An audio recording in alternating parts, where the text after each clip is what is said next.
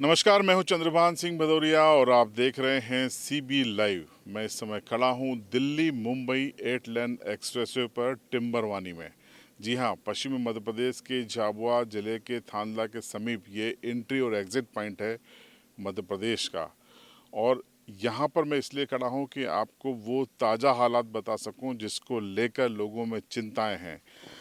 20 सितंबर 2023 को मध्य प्रदेश का तैयार हिस्सा जो कि 244 किलोमीटर था, उसको यात्रियों के लिए खोल दिया गया था। थानला से टिम्बरवानी से लेकर मंदसौर जिले के भगवानपुरा के पास नीमपुर में अंतिम एग्जिट पॉइंट है 244 किलोमीटर का। वहाँ से लेकर रतलाम तक तो सब ठीक है, लेकिन बीते 2 महीने से लगातार एक चीज़ रिपोर्ट की जा रही है कि शाम होने के बाद झाबुआ और रतलाम की बॉर्डर पे जो ओवरब्रिज बने हैं वहाँ से लगातार पथराव हो रहा है। वो पथराव की घटनाएं कुछ पुलिस की रोजनामचे का हिस्सा बनी और 80% नहीं बन पाई, क्योंकि अगर छोटा मोटा नुकसान होता है तो बाहर के यात्री पुलिस और इन सब में पड़ने की बजाय वो आगे निकल जाते हैं। लेकिन वो आगे तो निकल जाते हैं, लेकिन सूचनाएं अपने दोस्तों, मित्रों और रिश्तेदारों को कह देते हैं कि भाई रात होने पर यहाँ से न गुजरें। बीते कुछ 2-3 दिनों के पहले भी कई ऐसी घटनाएं हुई। 5 से 7 लोगों की गाड़ियों में पथराव किया गया और कई लोग ऐसे हैं जो ये कहते हैं कि खुद रतलाम से जो टोल कंपनी के लोग हैं वो अनऑफिशियली कह देते हैं कि भैया रात में आप जाओ तो अपने रिस्क पे जाओ, हमारी रिस्क नहीं है। और दबी जुबान से कैमरे के बगैर टिम्बरवानी के टोल पॉइंट के लोग भी यही कहते हैं। दरअसल हो ये रहा है कि जो माही नदी है जो डिवाइड करती है रतलाम और झाबुआ में, रतलाम का शिवगढ़ का इलाका वहाँ पर शुरू हो जाता है। यहाँ जो ब्रिज है, उसके बाद खवासा के पास जो ब्रिज है, इन ब्रिज के ऊपर 15 से 18-20 साल के जो लड़के हैं ये मौज मस्ती के लिए इकट्ठे हो जाते हैं और यहाँ से वो नीचे गुजरने वाले वाहनों पर मौज मस्ती के लिए ही पथराव करते हैं। उनका चोरी, लूट, डकैती से कोई लेना देना नहीं होता, लेकिन उनकी ये मौज मस्ती इलाके से गुजर रहे इस महत्वपूर्ण एक्सप्रेसवे को न सिर्फ बदनाम कर रही है, बदनामी ऐसी कि कश्मीर में तो पत्थरबाजी बंद हो गई, लेकिन मोदी और गडकरी के ड्रीम प्रोजेक्ट माने जाने वाले इस एक्सप्रेसवे पर पथराव शुरू हो गया, पत्थरबाजी शुरू हो गई। इस मुद्दे पर अब एनएचआई भी गंभीर हो रही है और पुलिस भी गंभीर हो रही है। आज इसी टिम्बरवानी पॉइंट पे जब हम पहुंचे तो यहाँ पर एनएचआई के अफसर गुप्ता जी भी मौजूद थे और एसडीओपी थानला राठी जी भी मौजूद थे। दोनों के बीच गुफ्तगू हुई, चर्चाएं हुई, क्या किया जा सकता है, क्या नहीं किया जा सकता। हमने भी पूछ लिया दोनों से कि भाई लोग डरे हुए हैं, आप क्या कर रहे हैं। तो देखिए दोनों ने क्या कहा। इस संबंध में पिछले कुछ दिनों से ये घटनाएं कि गाड़ियां जो रात में निकलती हैं, ख़ासतौर पे 6 से 8 के बीच में, तो पत्थरबाजी होती है। तो जब भी रतलाम से झाबुआ की तरफ या थानला की तरफ आते हैं तो ये माही नदी के आसपास की घटना ऐसा हमको सूचना मिल रही है और जो शिकायतें मिली हैं उनके एनालिसिस से ये समझ में आ रहा है। तो इस संबंध में हमने एनएचआई के ऑफिसरों से भी बात की है और उनको टेक्निकल पॉइंट बताएं जो ओवर ब्रिज है उनकी हाइट बनाने के लिए, कैमरों की पोजीशन के लिए और जो भी रिकॉर्डिंग होती है उसके संबंध में देने के लिए। इसके अलावा हम दूसरे लेवल पे हम संबंधित गाँव से एक मीटिंग आयोजित कर रहे हैं जिसमें श्रीमान पुलिस अधीक्षक महोदय द्वारा बैठक ली जाएगी और उनको इस बारे में सूचना दी जाएगी कि इस टाइप की घटनाएं ना करें, या अगर वो कोई आरोपियों को या ऐसे व्यक्तियों को जानते हैं जो इस टाइप की घटना कारित करते हैं तो उसके संबंध में संबंधित थाने को जानकारी तत्काल उपलब्ध कराएँ ताकि अधिक से अधिक कार्रवाई कर सके और ऐसी चीज़ों से बचाव किया जा सके।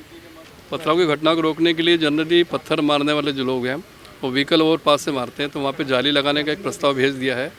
विदिन ए मंथ वो प्रस्ताव स्वीकृत हो जाएगा तो वो लगवा दी जाएगी। यात्रियों की सुरक्षा के लिए कोई संवाद हो रहा है पुलिस से आपका? यात्री की सुरक्षा के लिए पुलिस से बात हुई है, उनके सहयोग से गश्त भी चालू हो गई है और कुछ लोगों में जो है वो मतलब ये बोल सकते हैं कि विश्वास बढ़ा है। तो सुरक्षा परमानेंट कब तक हो जाएगी? परमानेंट सुरक्षा के लिए एनएचआई की तरफ से भी एक प्राइवेट एजेंसी हायर करने की प्रक्रिया चल रही है और वो भी 1 महीने के अंदर डिसाइड हो जाएगा। तो आपने एसडीओपी और एनएचआई के अफसरों की बात सुनी। अब देखिए, ये 20 सितंबर से आपने शुरुआत कर दी लेकिन सुरक्षा की चिंता नहीं की। पीएम मोदी और गडकरी साहब के इस ड्रीम प्रोजेक्ट में सुरक्षा की चिंता क्यों नहीं की गई?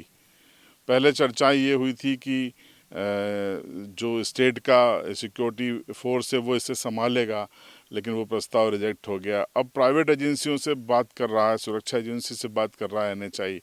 वो निराकरण कब तक होगा? एनएचआई के अफसर बता रहे हैं कि 1 महीने का वक्त लग जाएगा। फिलहाल पुलिस ये कह रही है कि हम जो गांव हैं जहां पत्थरबाजी होती है उसके आसपास जो गांव हैं वहां के लोगों से संवाद करेंगे, समझाएंगे और जालियां लगाई जाएंगी। अब जो 8 फीट की और जाली लगाई जाएगी, जो ओवर ब्रिज है जैसे आप पीछे देख रहे हैं, तो ये जो ओवर ब्रिज है इसके ऊपर 8-8 फीट की जालियां लगा दी जाएंगी ताकि यहाँ से पथराव न हो सके और इस तरीके के प्रयास होंगे।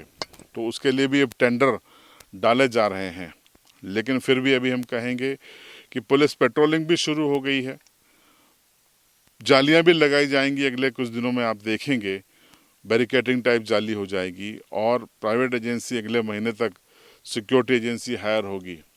इसलिए हम फिर भी कहेंगे, कोशिश कीजिए परिवार के साथ हों तो दिन में ही सफ़र कर लीजिए। दिन में घटनाएं रिपोर्ट नहीं हुई है, लेकिन अंधेरा होने के बाद ये घटनाएं सामने आ जाती हैं। पुलिस रिकॉर्ड में झाबुआ और रतलाम ज़िले में हो सकता है 8-10 घटनाएं ही रिपोर्ट हुई हैं, लेकिन पत्थरबाजी की 150 से ज़्यादा घटनाएं सीबी लाइव को लोगों ने बताई है। उनके नाम और सूची भी हमारे पास है। ये बात अलग है कि किसी का कांच फूटा, किसी को एक सिंपल पत्थर लगा तो उन्होंने रिपोर्ट नहीं की। लेकिन दिल्ली मुंबई एक्सप्रेसवे भारत को गति देने का अगर एक्सप्रेस है, भारत की शान है, मोदी जी का ड्रीम प्रोजेक्ट है, गडकरी जी की महत्वाकांक्षी योजना है, तो फिर उस पर सुरक्षा की चिंता क्यों नहीं?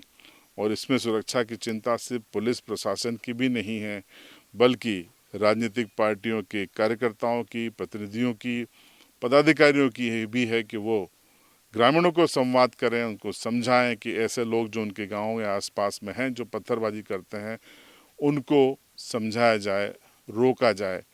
क्योंकि अगर लगातार बदनामी हुई तो फिर झाबुआ ज़िले की भी बदनामी होगी और वो शायद आप भी नहीं चाहेंगे और हम भी नहीं चाहेंगे।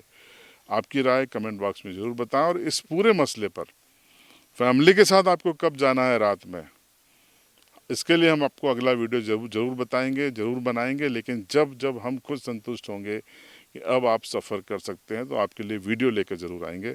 फिलहाल इस पूरी खबर पर आपकी भी कोई राय हो तो कमेंट्स कीजिएगा। चैनल पर नए हो तो सब्सक्राइब जरूर कीजिएगा।